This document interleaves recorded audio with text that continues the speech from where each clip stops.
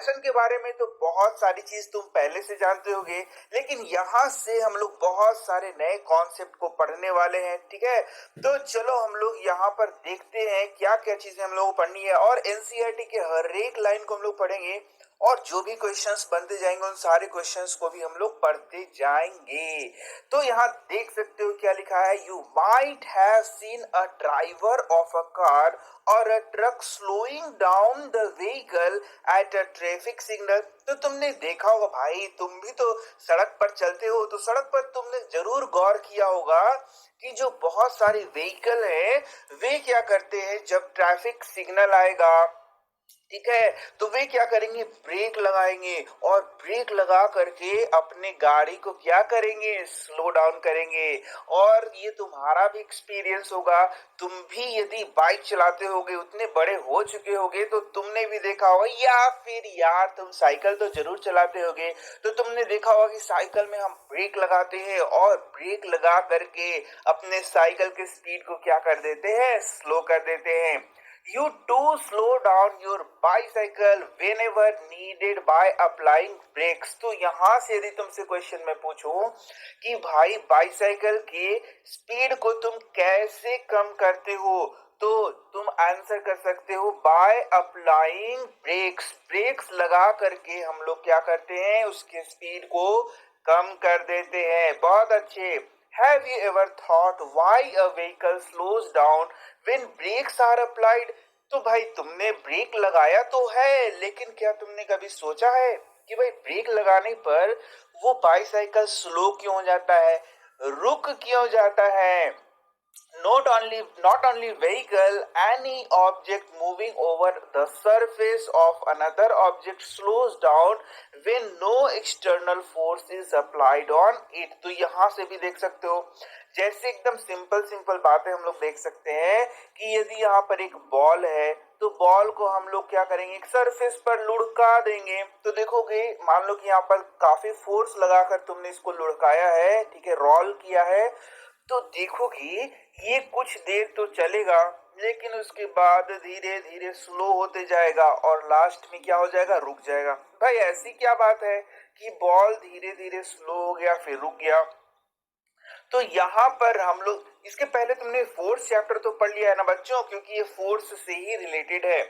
तो तुमने फोर्स को इसको आगे की ओर लगाया, तो इसके अपोजिट यहाँ पर सरफेस के द्वारा जो इसके कांटेक्ट में आ रहा है, वह भी क्या करता है, एक फोर्स को अप्लाई करता है, जिसका डायरेक्शन इस फोर्स के डायरेक्शन में क्या होता है, विपरीत होता है, यानी कि अपोजिट डायरेक्शन में होता है। और इसे ही हम लोग क्या बोलते हैं बच्चों, फोर्स ऑफ फ्रिक्शन, यानी कि घर्षण का बल।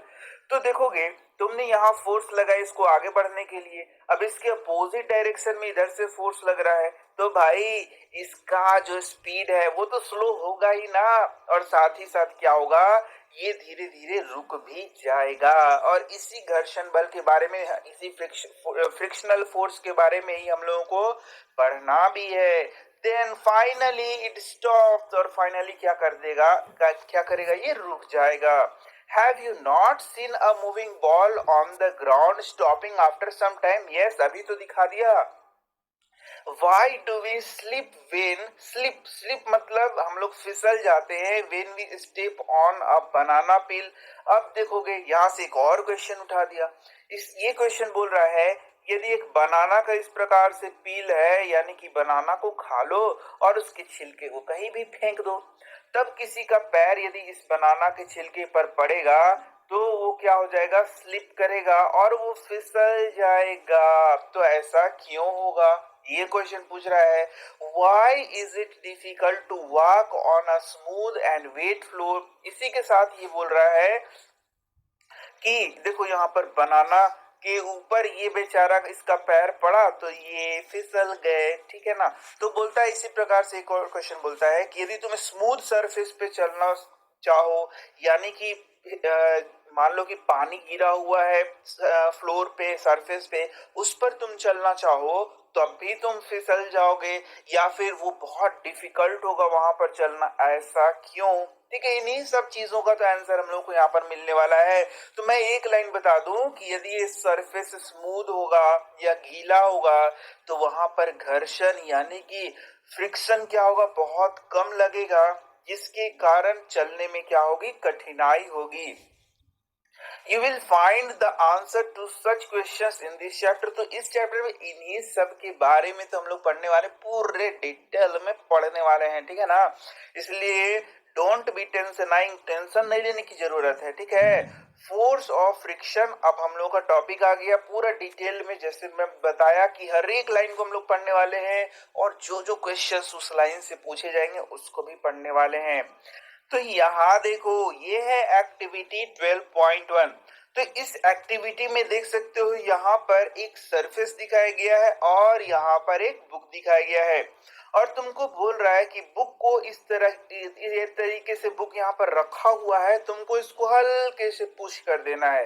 देखो इस तरीके से हाथ को इस प्रकार से करके इसको थोड़ा सा ऐसे हाथ को फिर खोलो, तो इसको पुश करोगे, तो पुश करोगे तो देखो ये थोड़ा सा सरक जाएगा, मतलब पहले ये यहाँ था, अब थोड़ा सा ये हट जाएगा, और फिर ये रुक भी जाएगा। ऐसा नहीं कि पुश करोगे तो ये जाएगा जाएगा जाएगा जाएगा जाएगा जाएगा जाएगा, ऐसा नहीं होगा।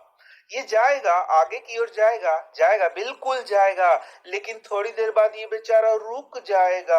यदि इसको नहीं समझ पा रहे हो तो मान लो यहाँ पर एक बॉल है, समझ लो, अब बॉल को यहाँ पर धक्का लगाओगे तो बॉल आगे बढ़ेगा, बढ़ेगा बढ़ेगा बढ़ेगा, वाह वाह क्या बात है, लेकिन बढ़ते बढ़ते फिर एक टाइम आएगा कि ये क्या हो जाएगा, रुक जाएगा।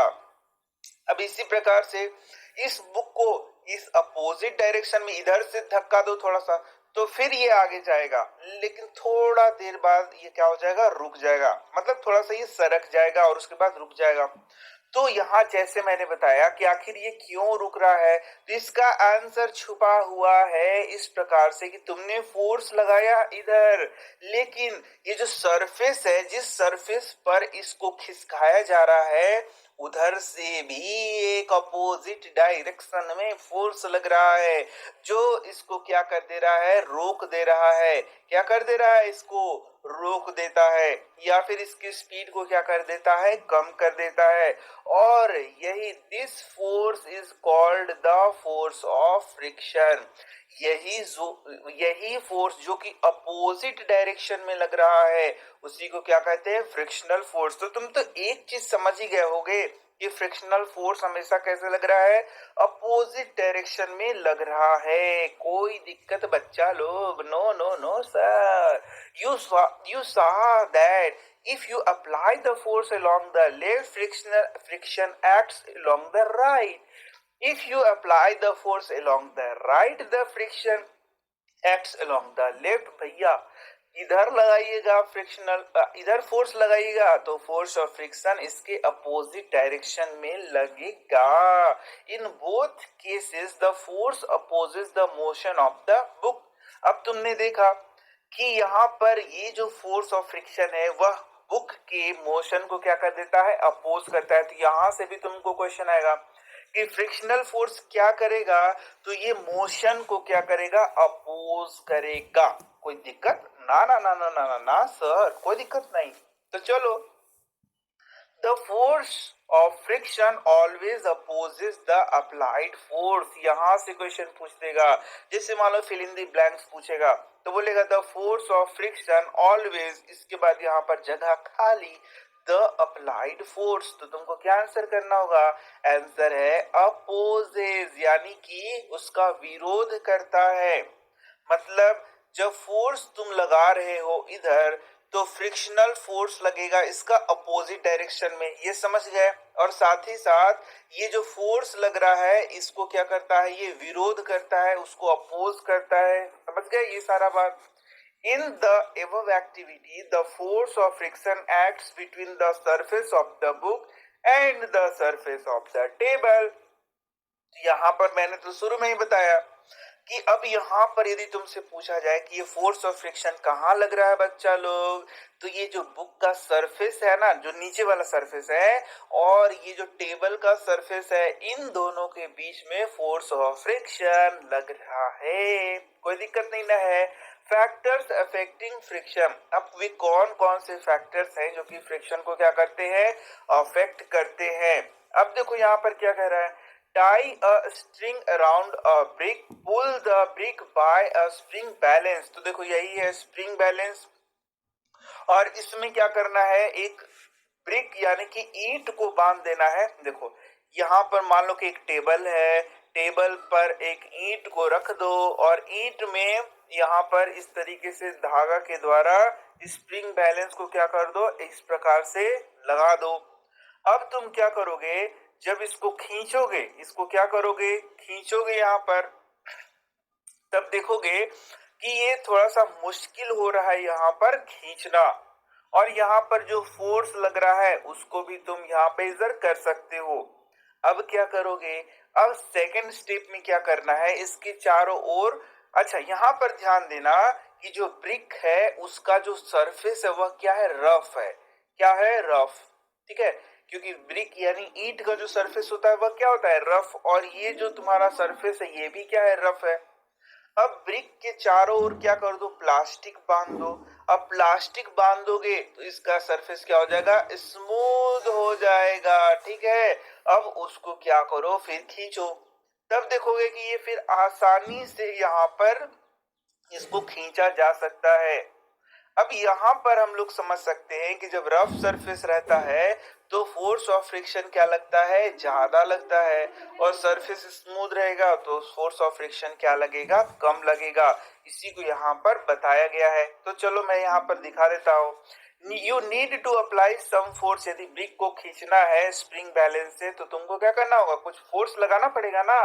Note down the reading on the spring balance when the brick just begins to move। अब ब्रिक जैसे ही मूव करना शुरू कर देता है तो यहाँ पर फोर्स का कुछ मान तुमको रहेगा। स्प्रिंग बैलेंस क्या करेगा, फोर्स को मेजर करेगा। तो उसको तुम नोट डाउन कर लो। It gives you a measure of the force of friction between the surface of the brick and the floor। तो यहाँ पर जैसे मैंने बताया कि जैसे ही स्प्रिंग बैलेंस इसको खींचेंगे तो ये फोर्स को मेजर करता है। और किस फोर्स को मेजर करता है, तो फोर्स ऑफ फ्रिक्शन। ये जो सरफेस है और ये जो ईंट है इनके बीच के सरफेस का जो फोर्स ऑफ फ्रिक्शन है उसको इसके द्वारा हम लोग क्या करते हैं, मेजर कर लेंगे। तो ये पहला हम लोगों को रफ सरफेस पे करना है। उसके बाद पॉलीथीन हम लोग बांध देंगे और उसके बाद इसका सरफेस स्मूथ हो जाएगा। उसके बाद फिर से यहाँ पर हम लोगों को इसको मेजर करना है। तो तुम देखोगे जब रफ सरफेस है तो फ्रिक्शनल फोर्स क्या लगेगा, ज्यादा लगेगा। और स्मूथ सरफेस है तो फ्रिक्शनल फोर्स क्या लगेगा, कम लगेगा। यही तो सिंपल सा बात है। For this difference, repeat this activity by wrapping a piece of jute bag around the brick. What do you observe? अब क्या करना है, अब एक जूट बैग लो और उसको भी उसके चारों ओर बांध दो, ईंट के चारों ओर। और फिर से फ्रिक्शनल फोर्स को देखो तो देखोगे फ्रिक्शनल फोर्स का मान क्या होगा, और बढ़ जाएगा। बिल्कुल इस तरीके से जो सरफेस है वो फ्रिक्शनल फोर्स को क्या करता है, प्रभावित करता है।